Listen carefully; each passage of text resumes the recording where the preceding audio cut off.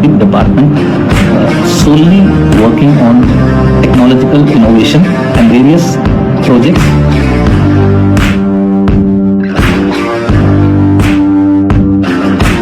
There is no alternative to hard work, and hard work is the only thing, dedication and hard work towards your work, which will make you a successful person.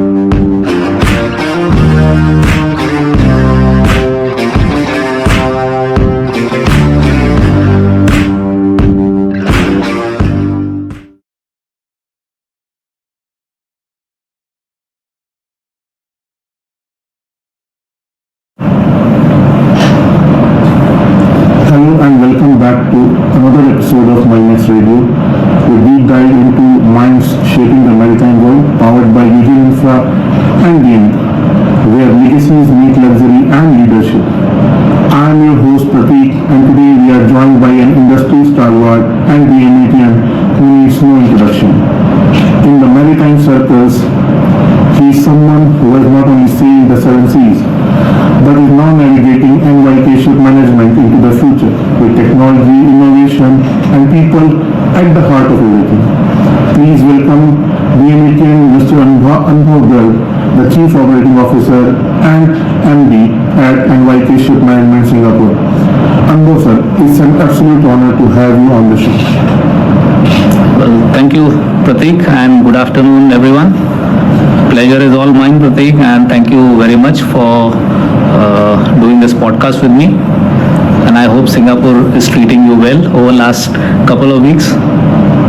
For those of you who know Anubhav sir, he is a DMET alumni, class of 1992. And let's start from the beginning. So you are a 1992 alumni of India's most prestigious marine engineering institute, I guess till date, DMET. So what drew you into the world of marine engineering in the first place, and how would you describe those initial years of DMET? Yeah. For most of us, DMET was an accidental discovery. Yeah. So did you plan to be on DMET, or your story is also the same? So Yeah. how did you get into it? Well, you can say that I fall in the most of us category. It was more of an accidental discovery. I joined in 1988, did my class 12th in 1987, and as the trend used to be those days, you either become an engineer or become a doctor. And we all used to try for IITs, MNRs, Roorkees and medical. Of course, I never went into medicals. So I tried for normal routine engineering entrance exams, and I took a gap year, which we used to call that drop year in those days, somehow hoping to crack into one of the engineering colleges. So were you preparing with any coaching institute at that point of time? Yeah, I was, my 10th, 12th was in Lucknow, and I was taking classes in a local coaching institute. So after second attempt also, unfortunately, could not get into any of the premier engineering colleges, but I had also applied for entrance examination of DMET, and thankfully I got into it. And if I'm right, at your point there were two batches parallelly going on in DMET, because there was a massive strike, class of 91 and I guess 92 passed out at the same time. Yes, so what happened when our batch joined in November 1988? So at that time we also had our fifth year together with us. Ideally in any engineering college you should have 4 years over there, but we had our fifth year for few months parallel with us, about 4 to 5 months. That was due to the college closure some time back as a result of mess strike. So yes, there were two batches when we passed out, 1992 and 91. In 1 year there were two batches. How did your family react to you entering DMET? So were their mom and dad very supportive of you entering, or they also did not have any idea what you are getting into?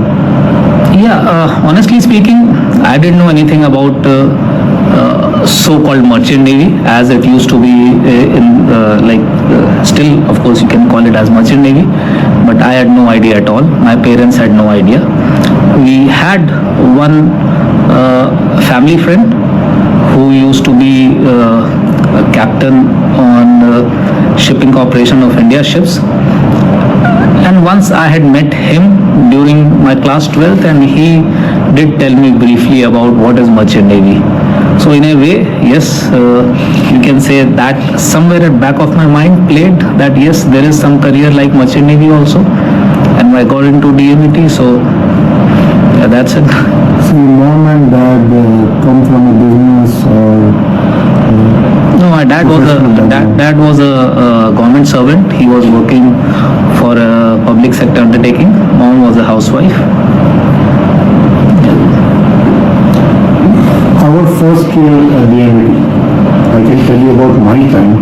I guess it was the most memorable year of my life, the most eventful year of my life, and even the first day was very, very different. So I've never had that kind of story to tell.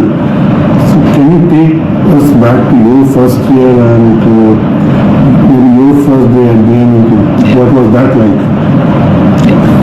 I guess most of the DMETs only would be watching, so I guess you will be happy to get some unfiltered version from time to time, okay? That first day is still very clear in my memory, and what had happened that before coming to DMET, we were supposed to join on 1st November 1988, and our family, we went on a small holiday to Puri. We were in Lucknow, we went to Puri and Bhubaneswar and all, and then we came to Kolkata. Because my father, one of his branch office was in Kolkata. So we came there, and first day, like most of the people who were coming from different towns, cities, they were arriving Howrah station early in the morning, and there was a bus waiting for them. So I had arrived one day earlier, and I was staying with some family friends. So I reached DMET in the morning. I don't remember, possibly it was morning 8 o'clock or 8:30. We used to have something which we used to call bedding, and a big metal trunk in which we used to keep our stuff, and almost everyone was carrying the same kind of luggage. And I think the main building, the assembly hall or the auditorium, those days there was no new auditorium which is currently there. So we all met in the main building auditorium. After that, we were taken to our junior college hostel, where we had fallen and all those things. We were shown our rooms. Yeah. So how many roommates at that time in one room, junior hostel? So in my time there were 8 people. Yeah, same. Yeah, we also had 8, yes. So I guess at those 8 people, are you still connected with? All of them. All of them. Yeah. So what was the batch strength at your time? Our batch was 117. 117. Yeah.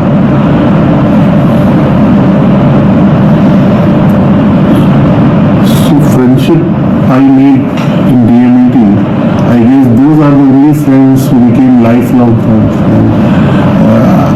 And that comes into like DMET circle, the kind of seniors and juniors across generations we open up very easily. Yeah. And I guess that is why I believe P19 is blessed to have, there's some God's blessing in that. Because the single brotherhood I have not seen in IITs or IIMs or any other premier institute. So, coming back to your journey, so do you have friends who, full batch, I guess there is a WhatsApp group of every batch where we are connected, but do you have some friends who you want to name that you are still very, very connected with, and your life would not have been complete without those friends? If okay, you can name a few. Yes, as you know, it's very natural that one cannot be very close with 117 guys. Of course, we are all a full batch and brothers. But yes, few guys with whom I can say that, if not daily, but then yes, very frequently I'm in touch. I'm in touch as Sudhakar Tripathi, Anurag Wadhwa, Alok is my colleague also over here, Alok Rawat.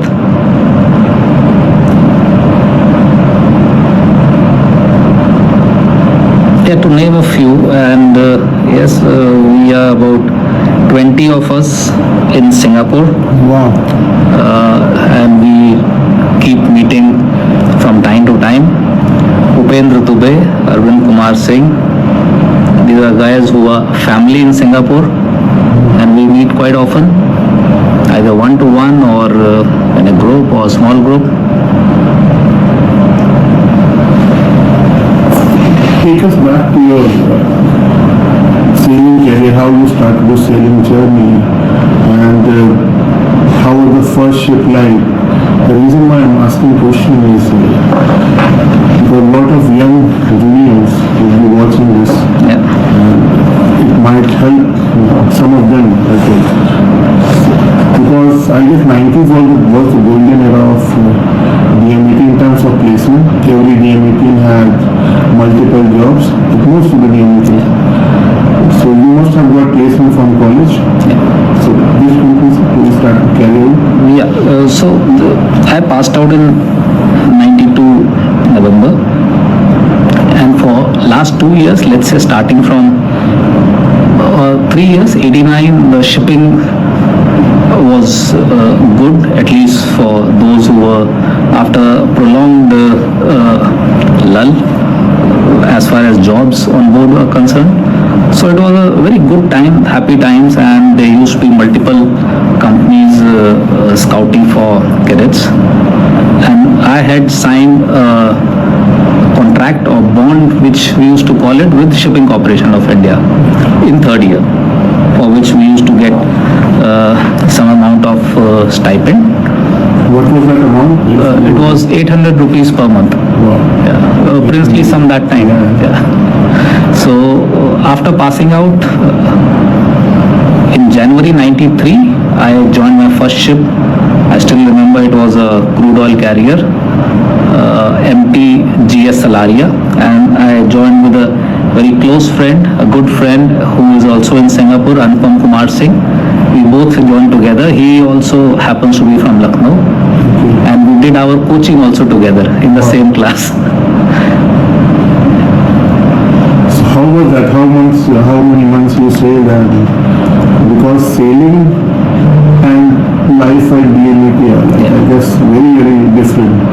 So how was your first ship experience? Because 4 years and a lot of theoretical stuff is there. Suddenly you are in the engine room and everything is tested. But you had 250 engineers on board, I guess. You must be sharing a lot of responsibility. So there was the watch keeping where you were together as well, or you were in a different? Not really. Okay. I had one lot of 12 hours, he had another lot of 12 hours, which we used to rotate from time to time. Either I used to keep morning 6 to evening 6, or Anupam used to keep evening 6 to morning 6, and that used to change from time to time. As far as joining experience on the first ship, once you join DMET, you know what you are getting into.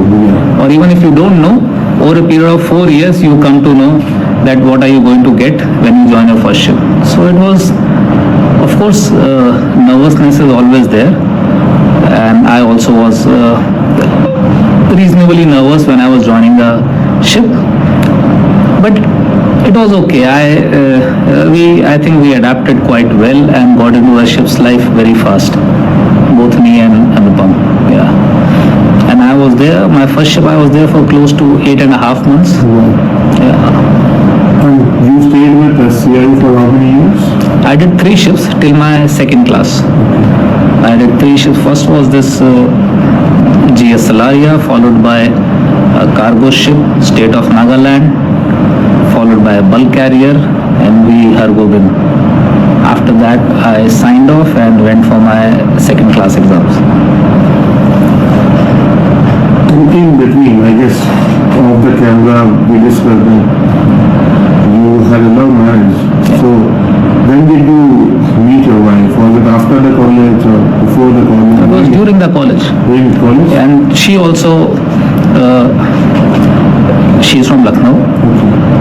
And not a neighbor, but yeah, from the same colony. And we were family friends. My parents and her parents, yeah. So did it create a lot of hue and cry? Because in family, or it was a very, very obvious thing that, okay, our families are relatives? Yeah, it did not really create a big hue and cry, but she's a Bengali. Okay. And but it just things just fell into place, and sooner it was very clear that where are we heading to. So when did you get married? 96 December. 96 December means you were already a second engineer by the time? I had cleared my second class, yeah, but I had not become second engineer. Okay. Yeah. So you shifted from SCI to which company? After SCI, I did my second class, and then I joined. Those days, joining a foreign company used to be a big thing. So I joined Univan in January 96, yeah, end of January 96, on a product tanker. Yeah, and I was there for about 7 months. Yeah. After Univan? After Univan, I got married. I was home for a few months, got married. Then I joined fleet management. Yeah, because when I joined Univan, the person who was in the crewing department, he had moved on to fleet management, and he called me to fleet management. And that was the time when I became first engineer. That was my first time as first engineer. How many years did you spend in fleet management? One ship. One ship. Yeah. So then again you switched company? Then again I switched company. Which switched to which company? Again. That's not available on LinkedIn, that's asking. Yeah. So then I moved to a company called United Ocean, and So you're still sailing in product tankers? yeah, United Ocean was bulk carriers. I came to United Ocean. It was a new company, had just started a few months back. They had 3 ships that time, and I joined there as first engineer, and for next, I think 5 years, I sailed with them. So you sailed in 2004 if I'm right? No, my first break from sailing was in 2002. Okay. Yeah, I sailed till, which month was that? May 2002. Then my daughter was born, June 2002, and I joined a company called Maritime in Jamnagar. That was in... Is that still there? It's still there, it's still there. That was in July 2002. Yeah, and I was there for about 1 year. They are the contractors for Reliance at their Reliance They terminal. still are, I guess. Yeah, they still are. Is it a DMECA venture? No, company was founded by Mr. Ratna Kumar, a very nice man, and I still keep in touch with him. He gave me my first shore job. So I was there for 1 year because it was not really mainstream shipping, and due to some personal reasons also I had to leave Jamnagar. Yeah. So then I came to relocated to Mumbai, and while I was looking for another job, I came across NYK line. NYK Shipmanagement had just opened about a year or so, and they were giving ships to Indian manning. I went to their office looking for a shore job, and they said, we are expanding, and if you do one ship, you have a possibility of getting a shore job in Singapore. So I joined them, and then I joined Singapore. So it is more than 2 decades in the same company. Yes, I see there are a lot of DMECAs now switching 22 years. 22 years. So a lot of DMECAs keep on switching company like training shirts every 2 years, 3 years. So it's, I guess, I'm very happy to see that there are DMECAs who stay in the same company and reach to the top, climbing hierarchy, because I have met a lot of, keep meeting a lot of DMECAs who switch companies, and just because that they are not satisfied. So what made you stay in NYK for such a long time? Because these days it's really tough to find DMECAs who staying in one company for a very long time. Because you stayed in multiple ships, multiple companies, and but you stayed when went to show you finally stayed in one company for 22 years. So what makes, I guess, I won't talk about what makes you very special, because I believe all DMECAs are very special. But what makes NYK very special that you stayed with them for 22 years? Yeah, the biggest thing is the kind of, you see, NYK is an ownership company, and working in NYK Ship Management is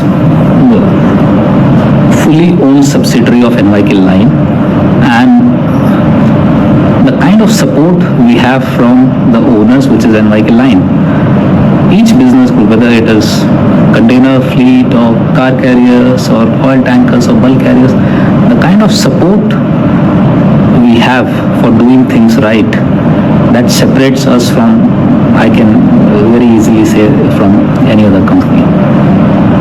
And that is something which kept me going. Of course, grass can always be greener on other side, but the comfort of working in a ownership company which provides full support to its employees, that kept me going. And of course, I must say that I was fortunate or lucky enough to get exposure to different kind of fleets. I started off in car carrier fleet in 2004, moved to container fleet, and after a few years moved to tanker fleet, and I kept on getting promotions also, which kept me going. Coming back to, so we are still in 2004, so not transitioning very. So what happened these days, I can tell you about my experience with my batchmates. So a lot of people are on verge of leaving sailing. So a lot of people are still sailing, but are thinking about leaving sailing. There are people who do not want to leave sailing. So whenever there is a transition from sea to shore, so as of today also there is a significant salary downtrend that you have to go through. So how did you adjust at that point of time when you were moving from sea to shore? Because the family is used to certain kind of lifestyle, and suddenly you are moving to land. And I was talking to one of your senior as well. He said that when he moved to land, the salary was reduced to 10% of what he used to get. That's very natural. And it was at that point of time. Now I guess it's 1/3. But at that point of time it was, I believe, more.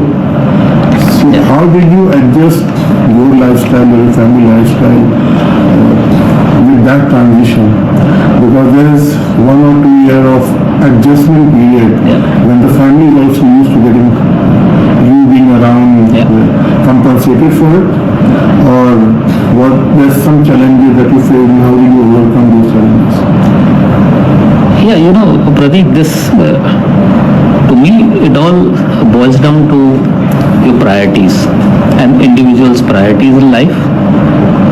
Some people, for some, money is more important. Of course, money is important. For some, family life is more important. So I fell in the other category, regardless of the money, but for me, my priority was spending time with family. Despite knowing fully well that it means a drastic reduction in my take-home salary. And in fact, my first pay while working ashore was 30,000 rupees. And my liabilities they were about 50,000 rupees. I had to support my parents and myself in another town in India. But that was a choice I made. But I knew it was a temporary phase. Things can only get better. And so a lot of DMECAs fail to save when they are sailing. At times some of them. So what is your advice when they are actively saving? How much percentage of money they should save for future? Or they should just live life king size and don't worry about future? So what is your advice? Well, again, it's a very personal choice. There is You can share what you think. yeah, there's no right, there's no wrong, and it all boils down to personal choice. But I feel when we are sailing, money is good. Even today, anyone sailing on tankers or gas carriers, as a chief engineer master, salary can be anywhere in the range of 15 to 20,000 US dollars per month, which is good money. So when you have this kind of earnings, you like to spend more. People buy fancy apartments or nice properties, and they commit a lot of money in those investments, have fancy cars. But I personally feel that yes, these things, again, it's a personal choice, but we must have, people should be, this for juniors who are passing out of DMET, or they must have they should be more financially savvy and must know value of money, and must invest wisely.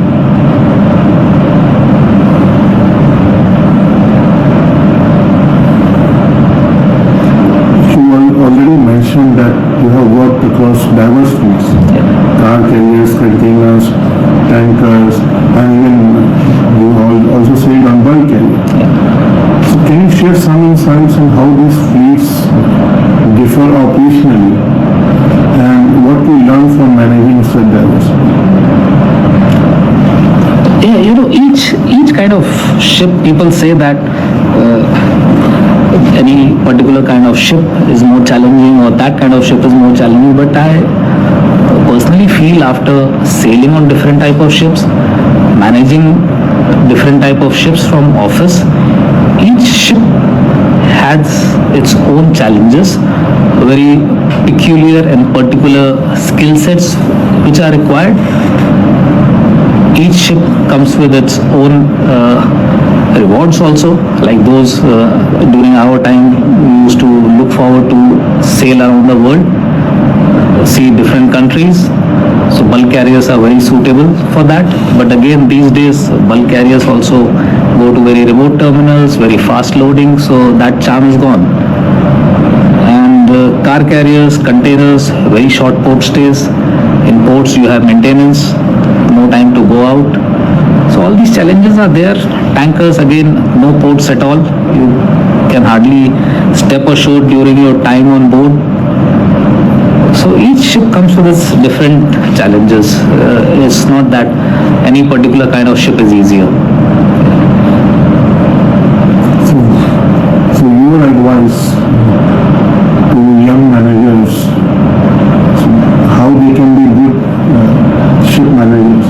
So there's some advice that you would like to give who are managing diverse fleets. Yeah. So what are the core qualities do you look forward to when you are hiring a ship manager, a superintendent? Are this, I guess,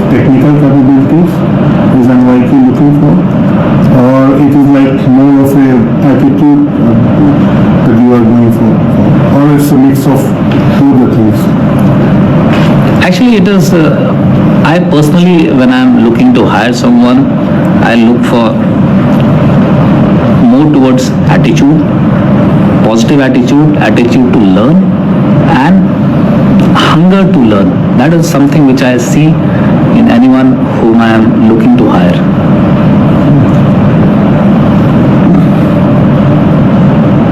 Because you have to understand that anyone who is coming to give interview for superintendent's job, which we call as vessel manager, that means he has sailed as chief engineer, so he has the required technical capability. So we don't really look into that. I personally see on the attitude and hunger to learn. NYK on our time always took the most esteemed cadets from DMECA.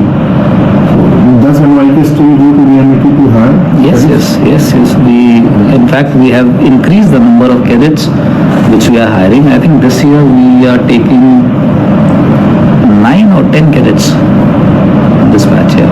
We just finished our interviews last month, 1.5 months back, and we are in the process of finalizing the candidates. A lot of us used to sit in bulk in NYK interview and they rejected 90% selection criteria, and that point was also very rigorous. And I guess it's still the same. Hiring is something which NYK takes very seriously. Yes. So what are the hiring criteria across NYK fields? So is attitude matters not only for you but for you for NYK? Yeah. And how does someone who wants to get into NYK, what are the channels that they can come into? So cadets, NYK goes to campus, hire cadets. Yeah. If there's a third engineer, fourth engineer, chief engineer, technical superintendent, ship manager, fleet manager, if they are watching the podcast and they want to join NYK, you should just share your number and they should reach out to you, or there's a process of... No, we are always advertising for all the ranks depending on the need, and I must mention here that NYK is looking very seriously at expanding the seafarer base in India, and due to the growth of tonnage in coming years, we are looking at doubling the number of seafarers which are on our payrolls from India. So India, NYK has big plans for India. Yes. So we advertise from time to time, including various social media and shipping magazines for shore-based as well as shipboard vacancies. So your passion for technology-driven operations, you are also involved in NYK lines energy saving projects and even received awards for cost innovation. If you can tell us more about those initiatives. After the Lehman shock when shipping was in doldrums, I was in container fleet, and container market hit its rock bottom, and we laid up few ships, we sold few ships, but there was a lot of new tonnage with us which was recently delivered just around the time this Lehman shock hit us, and there was a lot of focus on how to reduce the operating cost, fuel consumption. Fuel is the biggest operating cost. So there were two years back to back, I don't remember, it was 2012 and 13 or 13 or 14, there were two, I had submitted proposals. One was to install the exhaust gas recovery systems on generator exhaust uptakes to reduce, not to reduce the fuel consumption as such, but to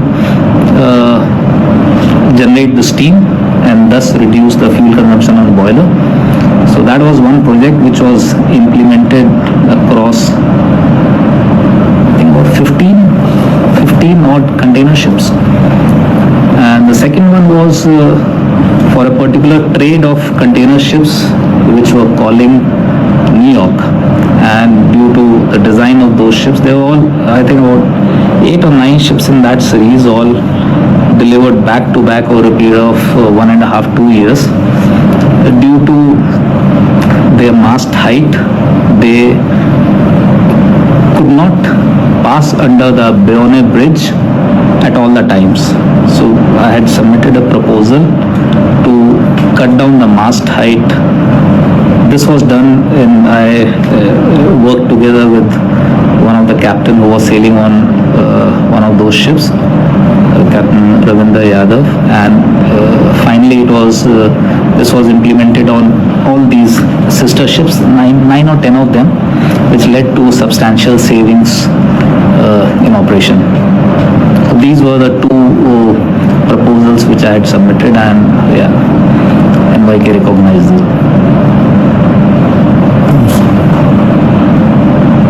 So you also have been advocate of technological innovation, in the sense, technology sense. We have seen you going to, I guess you just visited India. Yeah. So we have a big NYK team present there. And NYK also believes in technological innovations. I'm not talking about engineering innovation, I'm talking about tech innovation in terms of software. Yeah. So, and there are only very few companies which actually need that kind of tech innovation, because there is always repulsion from seafarers, from owners to implement any kind of tech changes, software tech changes. So what is NYK doing in terms of new age technology? Not in engineering technology, but more of a software technology kind of a thing. Many shipping companies have a separate software division. Does NYK also have one? Yeah, NYK in our head office in Tokyo, as I mentioned at the beginning of this podcast, that we are a fully owned subsidiary of NYK Line. In NYK Line, they have a very big department solely working on technological innovation and various projects which can improve productivity and reduce the workload, cut down unnecessary work on board as well as in the office. So they are always working on this aspect. With AI coming in place, do you foresee less superintendents in future? Well, not in very immediate future, but yes, I do see, if not less superintendents, I do see the work reducing and productivity increasing because of AI in years to come. So what is, how NYK is implementing AI into its fleet or in operations and even in day-to-day life or workforce? Or it's an ongoing process? It's an ongoing process. We are working with various companies and systems which are predominantly based on artificial intelligence, which could either be to enhance safety on board. We have some trials ongoing on some ships for fire detection on car carriers due to carriage of EVs. These days, fire is a big challenge, EV fires. So NYK is working with certain companies on this aspect.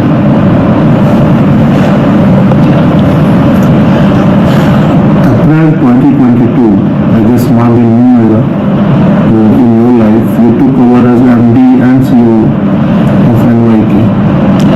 What's been your core focus as leader in this year? Yeah, my core focus is always empower my team, and So how many direct reportees you have right now? direct reportees, somewhere around 10. Yeah. And total team that you take care of? Worldwide, we have close to 300. Yeah. Biggest staff strength is in Singapore, close to 180, followed by India, which is about 80. And then we have some. So you are a people's first leader. Yeah. And how you think that the young people watching this podcast can learn from these things, how they can be more people focused? Because sailors, mostly engineers, we interact very less with people when we are sailing. And when we are transitioning to land, that's one of the hard challenges, because suddenly you are interacting with a lot of people. So how can anyone be a leader like you? What are the key first principles that can make us a good leader? And I guess it's always easier said than done. But what do you believe that these are the most important aspects that everyone should imbibe as a leader? Yeah. Well, as a leader, I can say that I have to trust my people. That is something which I feel is the biggest quality a leader must have, and I need to identify their weaknesses and strengths and see how strengths can be utilized to the best effect and how weaknesses can be improved. Lot of so-called leaders are at times micromanagers. Yeah. So, do you at times also micromanage, or you do not do? But when you are trusting, that's 100% trust, and Yeah, again, it's if you ask me, it's a very I guess that's a question to answer. not really tricky. Yes, I can say that I do micromanage, but at times, despite not wanting to do so. And that is something which I expect and look forward from my team to understand and realize what makes me micromanage. And which I do tell them very clearly. That there is not, I don't like it. I don't want to do it as long as they are able to do or deliver as they are required to do. But I try to avoid as much as possible.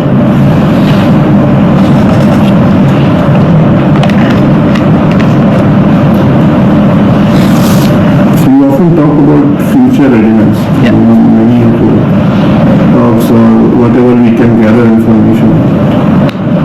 So what is the future readiness in context of global shipping industry? What we should, because there's a lot of changes going on, right? Yes, we won't be very political, but I guess yesterday a leader of the country told that all the green fuels and these things are expensive fuels, and carbon emissions, these things, net are just unnecessary agenda that is being pushed. And we would like to take, without naming anyone, so is decarbonization, green energy, is AI, many such things, are pillars of being future ready, or is something else?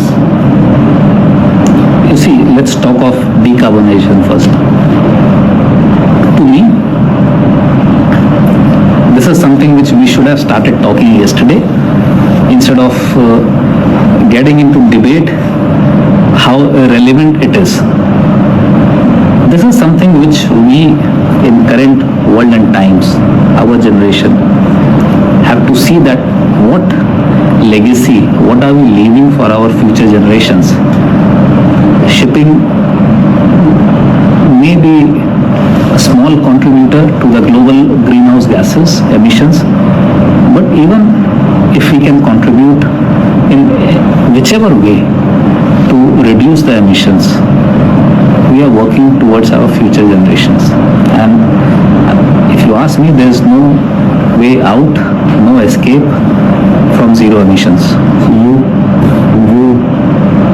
are living in Singapore where AQI is very, very breathable. Yeah. So I come from a place, Delhi NCR, Yeah. and I guess everyone in the world know how air there is. Yeah.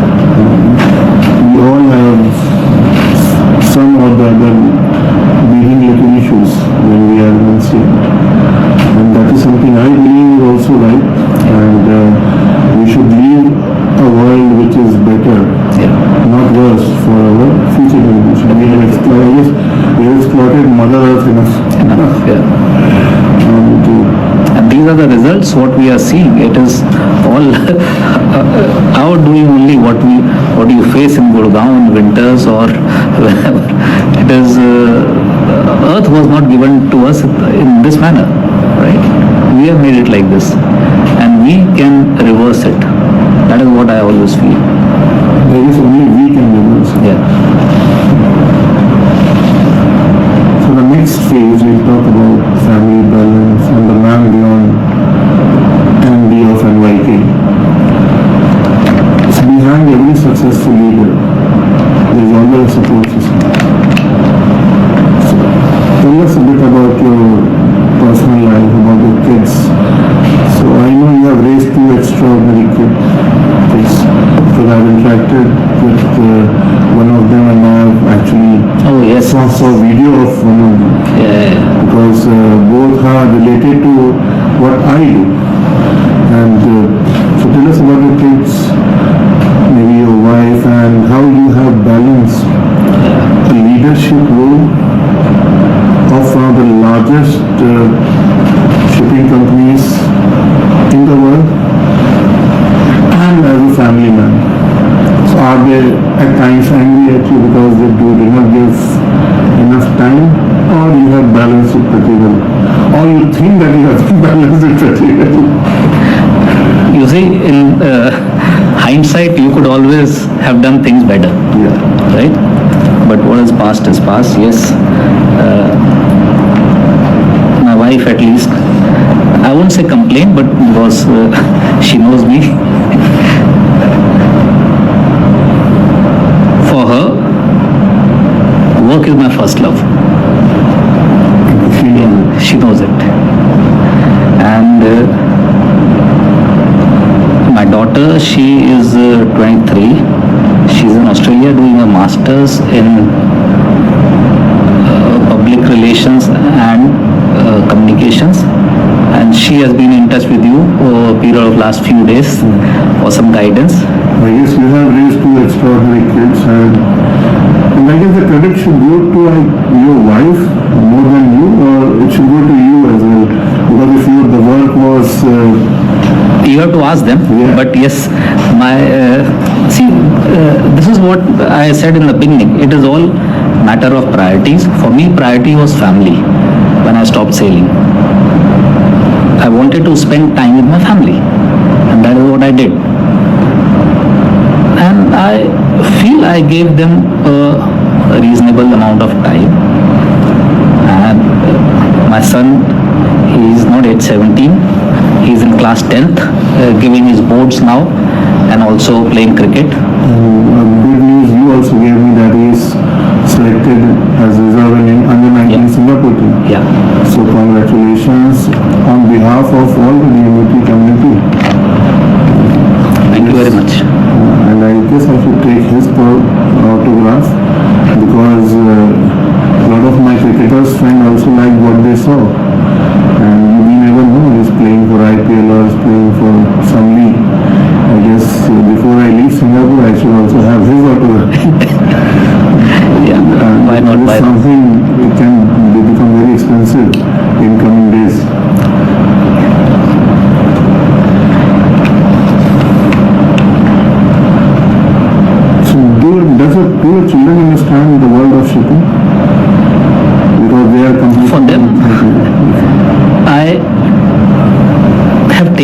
ships when they come to Singapore from time to time, but I saw they have no liking towards merchant shipping. For them, shipping is only cruise ships, which they enjoy. Yeah. So for all the young mariners listening to this podcast, cadets, junior engineers, aspiring superintendents, managers, so what would be your advice for building a long, resilient and meaningful career in maritime industry? Yeah. See, the first thing. It can be multiple advice. Yeah. For example, like clear your exams first. It can be anything which comes to your heart that, okay, I think that this is the path someone should follow. You know, our career is such, or the shipping industry is such, that we know career path more or less is fixed. You know, you have to, after passing out, you have to give a class 4, you have to give a class 2 chiefs, and once again it boils down to priorities, because many of us, after coming to the first ship, we realize that there is not something which we are made for, or possibly we have potential to do something better. But as long as you are in shipping, you must be very clear, if you want to make a career in this, that you have to do, at least become a chief engineer first, at the earliest. And after that, again, it boils down to your priorities, whether you want to shift ashore or you want to keep on sailing. But whatever you do, whether you sail on board or shift ashore, key thing is there is no alternative to hard work, and hard work is the only thing, dedication and hard work towards your work, which will make you a successful person. There is no shortcut to hard work. And trust in your workplace, whether you are on sailing on board, working in office, trust and teamwork with your team around you. That is very important. So, one of the changes I see is in Japanese companies and hardcore Indian companies. You have worked on both the companies. I guess NYK is also a Japanese ownership company. In Indian companies, what I feel there are a lot of credit-seeking initiatives which goes around across leadership. While in Japanese company, I feel that's right, that people are very, very secure in the positions they own, and they are thinking about the work first instead of seeking credit for the work, because they trust the system which is built around it, that it will take care of things. So, have you faced similar situations as well on both the side of things? And why it is like that in most Japanese companies, where there is, once you get into, a lot of Japanese companies also hire people who have actually worked in Japanese system before. And so what made these two, in shipping only, two systems very, very different? So I have told you my view, I can be wrong, because I have interacted with, you can take this with a pinch of salt, because I have interacted with limited companies in my lifetime. But I feel the Japanese system is very, very driven upon trust, that people will do the right thing, while Indian systems are very, very micromanaged, and there is a lot of credit seeking about on the work you do, and so that's why there is always a lot of chaos in the system. And while in the Japanese system for the industry, there is a lot of peace. I may be wrong, and you can always take this as a pinch of salt. No, it's okay. If I understand your question correctly, what I would like to say is, if a person is working working diligently with no real or dedicated motives, if you are giving your best, always evolving, innovating, then whether it is Indian system or Japanese system, he or she will get his due as long as with time. Yeah. Thank you for answering that. And so we had a long podcast, but we'll have some fun for the users as well.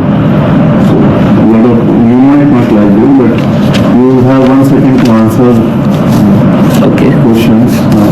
As short rapid fire round. I have given you a script, but I guess we have not followed that script. Yeah. And that's the way it is. Your first love. My wife. City you miss most in India. Lucknow. Your favorite city in the world. Singapore, because that is where I After dropped anchor. After Singapore.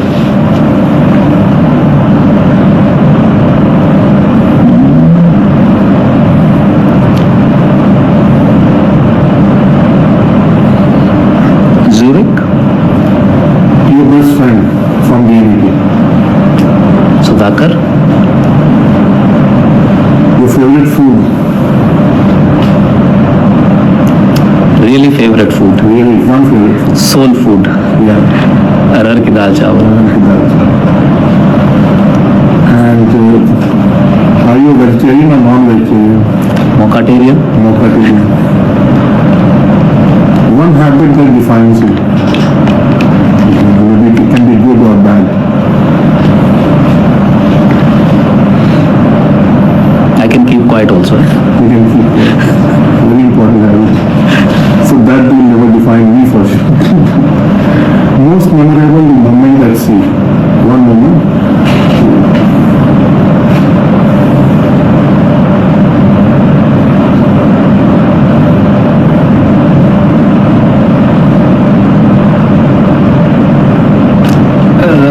Let's say, I won't call it at sea, but during my sailing days, visiting Hawaii for almost and staying there for almost 2 weeks with my wife.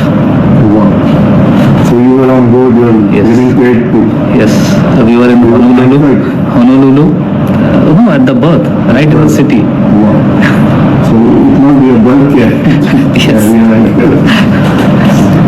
Just very close to Pearl Harbor. Wow. Good memory.